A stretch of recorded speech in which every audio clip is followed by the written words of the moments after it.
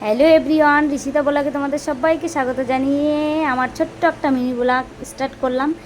তো আমার এই মিনি ব্লগের মধ্যে তোমাদের কিছু আমার জীবন কাহিনী জানাতে চাই, কারণ আমার এই ব্লগ করার সব পদ্ধতি, সব সাপোর্ট কিন্তু তোমার দাদাভাই না থাকলে হয়তো আমি এখানে আসতে পারতাম না। ওর ভালোবাসা, ওর আগ্রহের জন্য কিন্তু আমি এই ব্লগ করতে পারছি।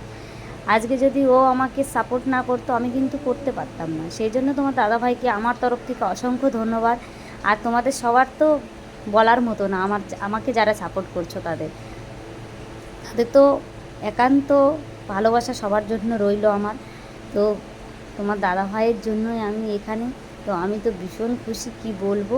তোমার দাদাভাইকে সবসময় বলি, তুমি আমার পাশে যেন এইভাবেই চিরকাল যেন তোমাকে আমি দেখতে পাই।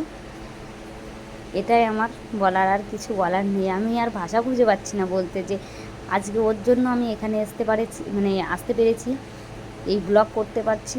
এটাই আমার জীবনের কিছু চাওয়া পাওয়া। তো এই ব্লগটা যদি ভালো লাগে তো অবশ্যই লাইক কমেন্ট দিয়ে আমার পাশে থেকো। টাটা।